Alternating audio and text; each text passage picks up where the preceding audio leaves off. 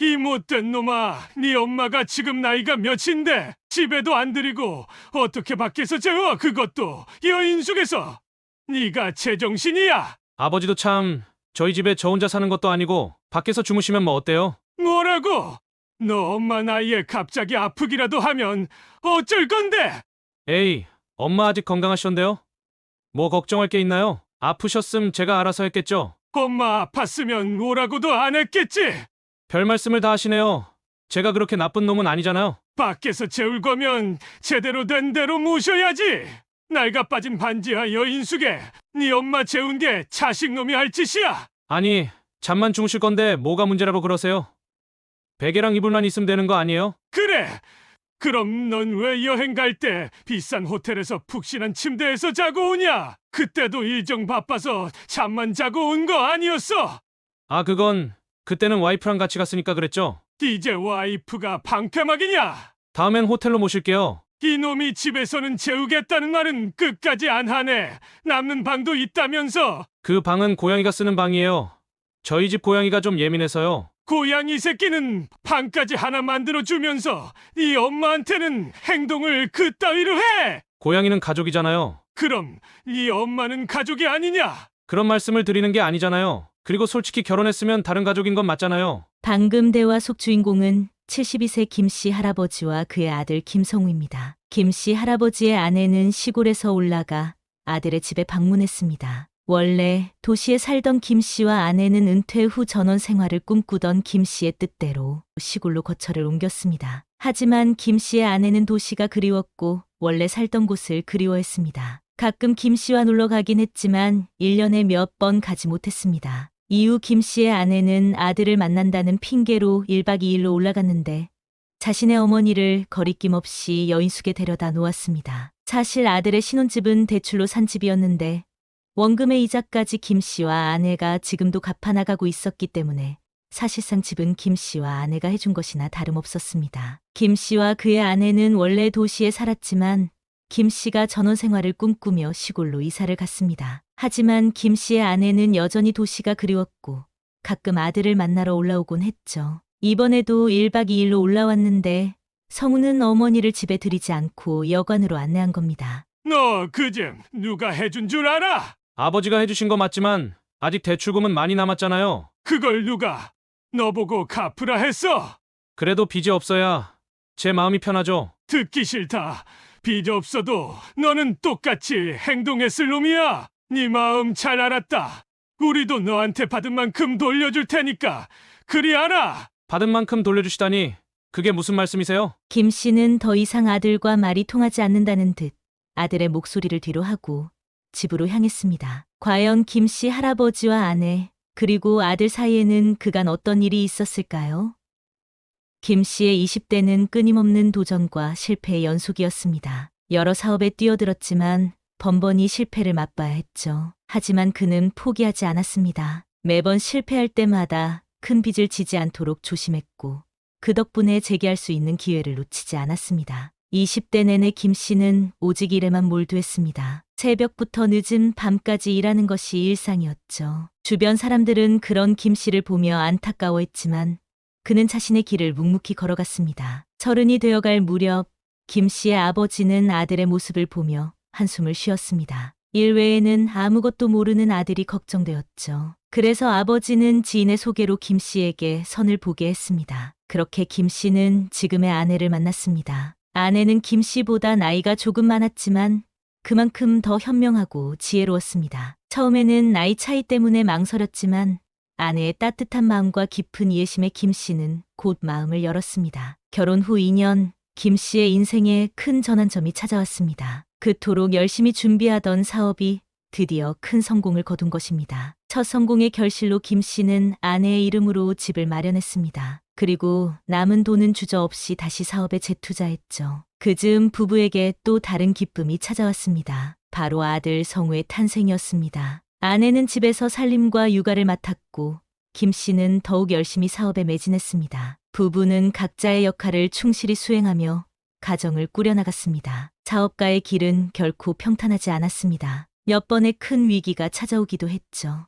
하지만 부부는 서로를 믿고 의지하며 모든 어려움을 이겨냈습니다. 그 결과 김 씨 가족은 비록 호화롭지는 않아도 경제적으로 안정된 삶을 살 수 있게 되었습니다. 세월이 흘러 성우가 대학을 졸업하고 취직을 하자 김 씨는 마침내 일선에서 물러나 편안한 은퇴 생활을 시작했습니다. 그동안 가보지 못했던 곳들을 아내와 함께 여행하며 여유로운 시간을 보냈죠. 그렇게 시간이 흘러 아들은 결혼하겠다며 부모님에게 여자친구를 소개해줬습니다. 양가의 반대도 없었고 결혼 준비는 일사천리로 준비되었습니다. 상견례 당일 김 씨 부부는 기쁨과 동시에 묘한 긴장감을 느꼈습니다. 상견례 날짜가 잡히고 김 씨는 전통적인 예의를 지키기 위해 만반의 준비를 했습니다. 그러나 예비 사돈이 정한 고급 한정식 집으로 가는 길, 김 씨의 마음은 복잡했습니다. 상견례 비용은 의뢰 신랑 측에서 부담하는 법인데 이렇게 먼 곳까지 오게 한 것부터가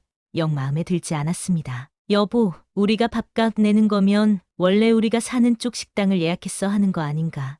우리가 예비 사돈 지역으로 왔는데 밥값까지 내는 게 맞는 건가? 아내의 말에 김 씨도 고개를 끄덕였지만 첫 만남의 분위기를 해치고 싶지 않아 그냥 넘어가기로 했습니다. 뒤이어 약속 시간에 사돈네 도착했습니다. 김 씨와 아내, 아들은 모두 일어나서 사돈네를 반겼습니다. 그렇게 간단히 소개와 인사를 하고 자리에 앉아 밥을 먹었습니다. 한술 뜨기도 전에 예비 사돈이 불쑥 물었습니다. 김 선생님, 들어보니 이제 일을 안 하신다면서요?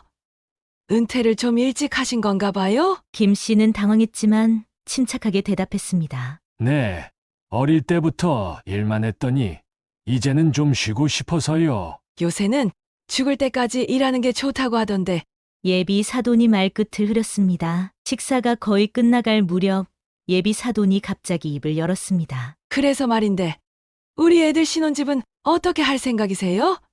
저는 많은 거 바라지 않아요.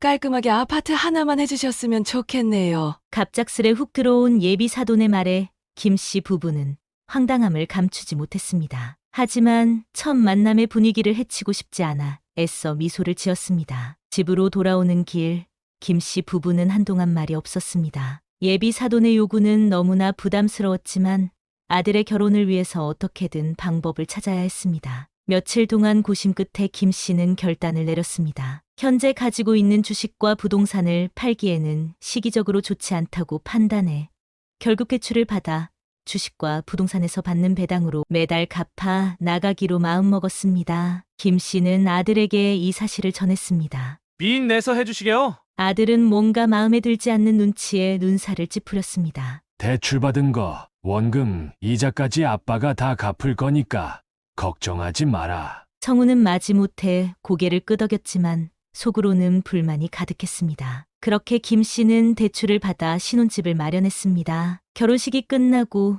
김 씨는 약속대로 매달 주식 배당금과 부동산 월세로 아들 부부의 신혼집 대출금을 꾸준히 상환해 나갔습니다. 시간이 흘러 어느덧 계절이 바뀌고 김 씨 부부의 일상도 조금씩 변화했습니다. 그러던 어느 날 김 씨와 아내는 20년 넘게 다녀온 단골 식당을 찾았습니다. 오랜만에 외식에 두 사람의 얼굴엔 설렘이 가득했습니다. 하지만 식당 문을 열고 들어서는 순간 예상치 못한 광경에 김 씨 부부는 놀라고 말았습니다. 아들 성우와 며느리가 테이블에 앉아 음식을 기다리고 있었던 것입니다. 김 씨는 반가운 마음에 아들 부부에게 다가가 인사를 건넸습니다. 그리고 함께 식사하자고 제안했습니다. 하지만 성우는 며느리의 눈치를 살피더니 오늘은 둘이 할 얘기가 있다며 다음에 같이 먹자고 말했습니다. 김 씨 부부는 아쉬운 마음을 감추고 다른 테이블에 앉았습니다. 식사를 하는 내내 김 씨의 시선은 자꾸만 아들 부부 쪽으로 향했습니다. 두 사람은 대화도 별로 없이 각자 핸드폰만 들여다보고 있었습니다. 김 씨는 마음 한구석이 묘하게 불편했습니다. 김 씨 부부가 식사를 마치고 계산을 하려 일어섰을 때였습니다. 아들 부부도 마침 식사를 끝낸 듯 자리에서 일어났습니다. 김 씨는 순간 망설였지만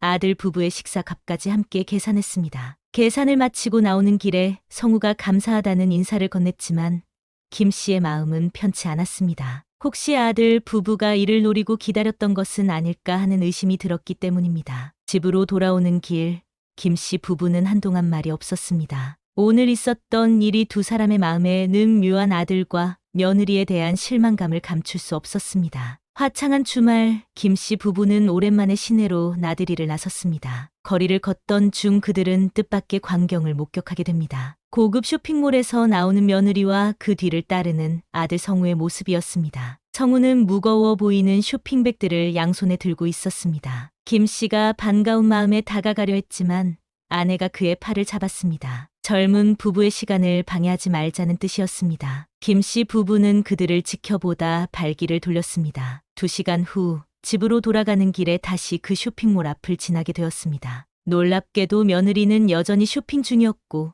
성우는 밖에서 핸드폰을 보며 기다리고 있었습니다. 김 씨 부부는 의아한 눈빛을 교환했습니다. 집으로 향하는 길, 아내는 며느리의 높은 학력과 좋은 직장이 성우에게 부담이 되지 않을까 걱정을 털어놓았습니다. 김 씨는 학력보다 인성과 생활 능력이 중요하다며 아내를 안심시켰지만 속으로는 복잡한 심정이었습니다. 얼마 후 성우에게서 전화가 왔습니다. 며느리의 임신 소식과 함께 뜻밖의 부탁이 들려왔습니다. 아이가 태어나면 돌봐달라는 것이었습니다. 며느리의 승진 시기와 겹쳐 일을 그만둘 수 없다는 이유였습니다. 김 씨의 아내는 잠시 망설였지만 결국 손주를 돌보겠다고 승낙했습니다. 하지만 김 씨는 며느리의 태도가 마음에 걸렸습니다. 평소에는 무관심하다가 필요할 때만 찾아오는 듯한 느낌을 지울 수 없었습니다. 김 씨의 아내는 손주를 돌보는 일에 온 정성을 다했습니다. 오전부터 저녁까지도 열심히 손주를 돌봐줬습니다. 몸은 힘들었지만 아들을 위해 이렇게 도와준다는 사실이 김 씨 아내는 좋았습니다. 비록 힘들고 피곤한 날들이 계속되었지만 손주의 웃음소리를 들을 때마다 그녀의 얼굴에는 행복한 미소가 번졌습니다. 아들과 며느리를 돕는다는 생각에 보람을 느꼈고 손주와 함께하는 시간은 그녀에게 새로운 활력소가 되었습니다. 한편 김 씨는 오래전부터 꿈꿔왔던 계획을 실행할 시기가 다가옴을 느꼈습니다. 3년 전 그는 아내와 시골로 내려가 제2의 인생을 시작하자는 약속을 했었습니다. 그 약속의 시기가 다가온 것입니다. 김 씨는 이미 시골에 아담한 집과 작은 밭을 마련해 두었습니다. 그는 설레는 마음으로 아내에게 함께 시골로 내려가자고 말했습니다. 하지만 아내의 반응은 예상과 달랐습니다. 아내는 손주를 두고 떠나는 것에 대해 망설였고 이 소식을 들은 아들 내외도 난감해했습니다. 아들 내외는 이 말을 달가워할 리 없었습니다. 이 아버지 생각이 워낙 확고하고 시골에 내려가서 살겠다고 하니 그럼 저희는요? 저희 서아는 누가 봐줘요? 베이비시터를 부르거나 둘 중 한 명이 일을 그만둬야겠네요. 아들은 영 내키지 않는 듯 대꾸했습니다. 그냥 서아 어린이집 갈 때까지만 봐주시면 안 돼요? 하지만 이미 아빠와 얘기가 끝난 상태라며 김 씨의 아내는 그런 아들을 달래줍니다. 베이비시터 비용은 지원해 주실 거죠? 그건 너네가 해야지. 우리가 집 대출금도 갚아주고 있잖아. 아들 내외의 반응에 김 씨 부부는 조금 서운한 마음이 들었지만 결국 시골 생활을 결심했습니다. 드디어 이사날이 되었고 김 씨 부부는 새로운 보금자리로 향했습니다. 김 씨는 오래전부터 꿈꿔왔던 전원 생활에 들뜬 마음이었습니다. 맑은 공기, 여유로운 시간, 그리고 직접 가꾸는 텃밭. 모든 것이 그에겐 행복 그 자체였습니다. 하지만 아내의 표정은 조금 달랐습니다. 도시 생활에 익숙해진 그녀에게 시골살이는 생각보다 불편한 점이 많았습니다. 특히 벌레들과의 동거는 그녀를 가장 힘들게 했습니다. 그럼에도 불구하고 김 씨 부부는 서로를 의지하며 새로운 환경에 적응해 나갔습니다. 아침마다 함께 산책을 하고 저녁에는 직접 기른 채소로 식사를 만들어 먹었습니다. 김 씨 부부의 시골 생활은 예상외로 순조롭게 흘러갔습니다. 맑은 공기, 너른 들판, 그리고 손수 가꾼 텃밭에서 나는 신선한 채소들. 이 모든 것이 그들에게 새로운 활력을 불어넣었습니다. 특히 김 씨는 농사일에 흠뻑 빠져들었습니다. 처음에는 서툴렀지만 이웃들의 조언을 들으며 점차 요령을 터득해 갔습니다. 아내 역시 처음엔 불편해하던 시골 생활에 조금씩 적응해 갔습니다. 마을 사람들과의 교류도 늘어갔습니다. 김 씨 부부는 자신들이 기른 채소를 이웃들과 나누었고 이웃들은 김치나 된장 같은 발효식품으로 보답했습니다. 서로 음식을 나누며 정을 쌓아가는 모습은 마치 옛 시절 시골의 정겨운 풍경 그대로였습니다. 그러던 어느 날 뜻하지 않은 사건이 일어났습니다. 김 씨의 아내가 길에서 지갑을 주었던 것입니다. 그녀는 당연히 주인을 찾아 돌려주려 했습니다. 하지만 이 선의의 행동이 마을에 전해지면서 뜻밖의 오해를 낳고 말았습니다. 소문은 걷잡을 수 없이 퍼져나갔고 급기야 김 씨의 아내가 손버릇이 나쁘다는 이야기까지 돌기 시작했습니다. 오랜 시간 쌓아온 이웃과의 관계가 하루아침에 무너지는 듯했습니다. 이 일로 김 씨의 아내는 깊은 우울감에 빠졌습니다. 마을 사람들의 차가운 시선을 느낄 때마다 그녀의 마음은 무거워졌습니다. 한편 시골로 내려온 이후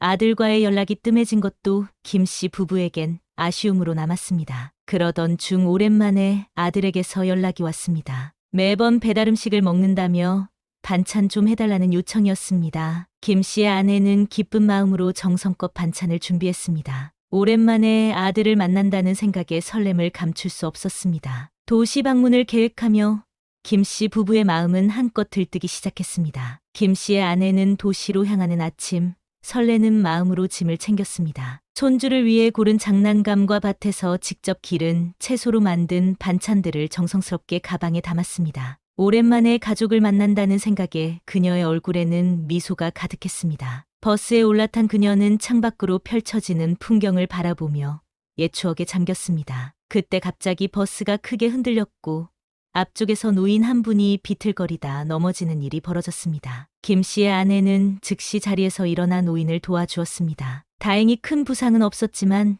이 사고로 그녀는 괜히 마음이 움츠러들었습니다. 얼마 전 TV에서 본 뉴스가 떠올랐습니다. 비슷한 버스 사고로 한 노인이 목숨을 잃었다는 소식이었죠. 그 생각을 하니 가슴이 철렁 내려앉았습니다. 결국 김 씨의 아내는 중간에 버스에서 내려 택시를 타기로 결심했습니다. 비용이 더 들더라도 안전이 우선이라고 생각했습니다. 택시에 올라타면서 그녀는 깊은 한숨을 내쉬었습니다. 택시 안에서 그녀는 생각에 잠겼습니다. 나이 들어가는 것에 대한 두려움, 도시와 시골의 격차, 그리고 가족과의 관계, 이 모든 것들이 그녀의 마음을 무겁게 했습니다. 하지만 곧 아들과 손주를 만난다는 생각에 그녀의 얼굴에 다시 미소가 번졌습니다. 택시가 아들의 아파트 단지로 들어서자 김 씨의 아내는 마음을 가다듬었습니다. 택시가 아들의 아파트 단지에 접어들자 김 씨의 아내는 설렘과 기대감으로 가슴이 뛰었습니다. 오랜만에 볼 아들과 손주들 생각에 피로가 싹 가시는 듯했습니다. 하지만 아파트 앞에 도착해 아들에게 전화를 걸자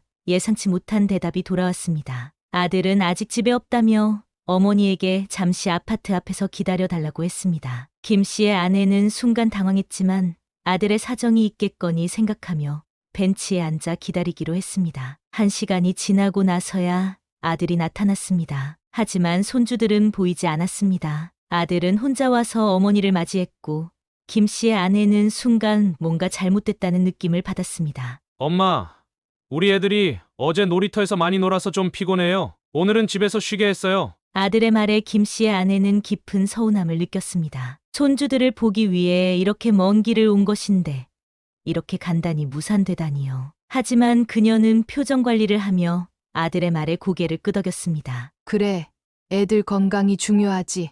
다음에 보면 되겠네. 아들은 어색한 웃음을 지으며 어머니를 근처 식당으로 안내했습니다. 식당으로 향하는 동안 김 씨의 아내는 복잡한 감정에 휩싸였습니다. 기대와 실망, 그리고 뭔가 숨기는 듯한 아들의 태도에 대한 의구심이 교차했습니다. 파스타 가게에 들어선 김 씨의 아내와 아들 성우. 오랜만에 함께하는 식사에 기대가 컸지만 분위기는 어색하기만 했습니다. 주문한 음식이 나왔을 때 김 씨의 아내는 자신의 것을 아들에게 건넸습니다. 김 씨의 아내는 아들의 모습을 보며 쓴웃음을 지었습니다. 식사를 마친 후 성우는 더위를 핑계로 시내 구경을 거절했습니다. 대신 근처 카페로 향했죠. 카페에 들어서자 성우는 곧바로 핸드폰을 꺼내 들었습니다. 엄마, 잠깐만요. 급한 연락이 와서. 그렇게 말한 성우의 눈은 한참 동안 핸드폰 화면에서 떨어지지 않았습니다. 김 씨의 아내는 아들과 이야기를 나누고 싶었지만 기회를 좀처럼 잡지 못했습니다. 시간이 흘러 카페를 나설 때 김 씨의 아내는 자연스럽게 지갑을 꺼냈습니다. 식사비에 이어 카페 비용까지 모든 계산을 그녀가 했습니다. 성우는 그저 고마워요, 엄마 라는 말만 던졌을 뿐입니다. 해가 저물어갈 무렵 성우는 어머니를 배웅한다며 차에 태웠습니다. 하지만 차가 멈춘 곳은 뜻밖에도 허름한 여인숙 앞이었습니다. 엄마, 여기서 하룻밤 주무시고 내일 아침 일찍 내려가세요. 버스 정류장이랑 가까워서 편할 거예요. 김 씨의 아내는 순간 할 말을 잃었습니다. 아들의 집에서 하룻밤 묵으리라 기대했던 그녀의 마음은 산산조각 났습니다. 알았다. 고맙다, 아들. 그녀는 힘겹게 미소 지으며 차에서 내렸습니다. 성우는 어머니가 짐을 내리는 것을 도와주지도 않은 채 짧은 인사만 남기고 차를 돌렸습니다. 여인숙 앞에 홀로 남겨진 김 씨의 아내, 그녀의 눈에 눈물이 고였습니다. 아들을 위해 정성껏 준비해온 반찬 봉지가 그녀의 손에 무겁게 느껴졌습니다. 허름한 여인숙 방문을 열고 들어선 김 씨의 아내는 한숨을 내쉬었습니다. 벽면에 핀 곰팡이, 먼지 쌓인 에어컨, 그리고 퀴퀴한 냄새가 그녀를 맞이했습니다. 이 모든 것이 그녀의 마음을 더욱 무겁게 만들었습니다. 손 떨리는 마음으로 남편에게 전화를 걸었습니다. 전화기 너머로 김 씨의 목소리가 들려왔습니다. 여보, 무슨 일이에요? 아내는 떨리는 목소리로 오늘 있었던 일을 모두 털어놓았습니다. 아들의 냉담한 태도, 손주를 보지 못한 실망감, 그리고 지금 이 초라한 여인숙방까지. 김 씨는 아내의 이야기를 들으며 점점 분노가 치밀어 올랐습니다. 전화를 끊은 후 김 씨의 아내는 깊은 생각에 잠겼습니다. 그동안 자신이 얼마나 다른 사람만을 위해 살아왔는지 돌이켜보게 되었습니다. 부모님, 남편, 아들, 그리고 손주까지 모두를 위해 살았지만 정작 자신의 삶은 어디에 있었는지 의문이 들었습니다. 김 씨의 아내가 여인숙에서 생각에 잠겨 있는 동안 김 씨는 한시라도 빨리 아내에게 가기 위해 택시기사를 재촉했습니다. 밤늦은 시간 택시비가 꽤 나왔지만 김 씨에겐 그런 것은 중요하지 않았습니다. 그러는 사이 김 씨가 여인숙에 도착했습니다. 김 씨는 여인숙에서 아내를 데리고 나와 근처 호텔로 향했습니다. 김 씨가 알아본 호텔은 매우 좋았습니다. 전망이 아주 예뻤고 김 씨의 아내도 마음이 조금은 풀린 듯 했습니다. 김 씨는 그런 아내를 보면서 가끔씩 이런 호텔에도 같이 놀러 오자고 말했습니다. 여보, 우리 앞으로 자주 이런 데 와요. 당신이 좋아하는 것 같네요. 김 씨의 아내는 환하게 웃으며 고개를 끄덕였습니다. 그 순간만큼은 그날의 일을 잊은 듯 했습니다. 하지만 김 씨는 아직까지 분노하고 있었습니다. 아들의 무심한 태도와 아내를 여인숙에 머물게 한 일에 대한 분노가 쉽게 가라앉지 않았습니다. 창밖의 야경을 바라보며 김 씨는 깊은 생각에 잠겼습니다. 아침이 밝자 김 씨는 아내에게 잠깐 아들 집에 다녀오겠다는 짧은 인사를 남기고 서둘러 집을 나섰습니다. 최근 아들의 태도는 도저히 이해할 수 없는 수준에 이르렀고 그간 참아왔던 서운함과 분노가 더 이상 가라앉지 않았습니다. 아들은 자기들 필요할 때만 부모를 찾고 막상 부모가 필요한 순간에는 철저히 외면했습니다. 김 씨는 오늘 그간의 속마음을 분명히 전하고 싶었습니다. 아들의 집에 도착한 김 씨는 초인종을 눌렀습니다. 몇 번이고 눌렀지만 아무런 응답이 없었습니다. 한참을 기다렸을 때 마침내 문이 열렸습니다. 아들 성우는 아버지의 갑작스러운 방문에 당황한 기색이 역력했습니다. 아버지, 갑자기 오셨네요. 어쩐 일이세요? 김 씨는 별다른 대꾸 없이 집 안으로 들어가려 했습니다. 하지만 아들은 슬쩍 몸을 돌리며 집 안을 막아섰습니다. 아버지, 애들이 아직 자고 있어서요. 밖에서 얘기하시죠. 김 씨의 얼굴에는 당혹감과 서운함이 스쳤습니다. 복도에서는 말소리가 울릴까봐 조심스럽게 걸어 나오며 김 씨는 더 이상 억누를 수 없는 마음을 드러냈습니다. 네 엄마 나이가 몇인데 엄마를 밖에서 자게 해. 너 정신 나갔어. 김 씨의 목소리는 억눌렸던 분노와 서운함이 섞여 있었습니다. 아들은 다소 당황한 듯 김 씨를 바라보다가 이내 태연하게 대답했습니다. 아버지, 왜 그러세요?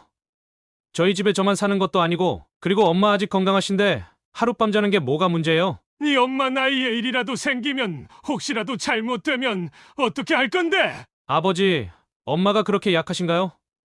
만약 아프셨으면 제가 애초에 오시라고도 안 했겠죠. 엄마가 괜찮으시니까 그런 거예요. 김 씨는 그 말을 듣고 할 말을 잃었습니다. 아들이 책임을 회피하는 듯한 태도에 더 참을 수 없었습니다. 결국 김 씨는 격앙된 목소리로 쏘아붙였습니다. 그렇다고 네 엄마를 그 허름한 여인숙에서 재운 게 말이 되냐? 아들은 지친 듯 한숨을 쉬며 대꾸했습니다. 아버지, 어차피 잠만 자는 건데요. 잠깐 머무는 거잖아요.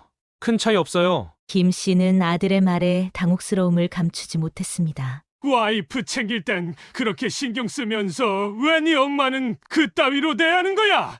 네 엄마는 가족도 아니야. 아버지, 그렇게 말씀하시면 제가 뭐라고 해야 할지 모르겠네요. 다음에 오시면 더 좋은 데로 모실게요. 김 씨는 더 이상 견딜 수 없었습니다. 좋은 대로 모신다고 끝까지 집에 들이겠다는 말은 안 하네. 집에 방도 하나 남는다며.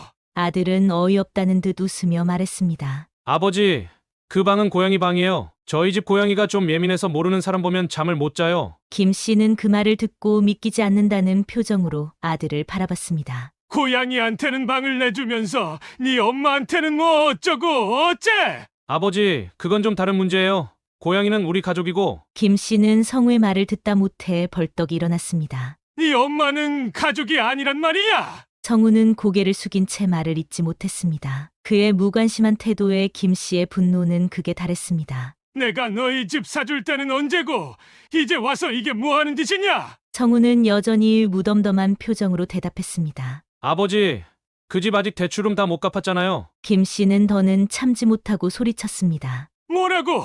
그걸 누가 너보고 갚으랬어?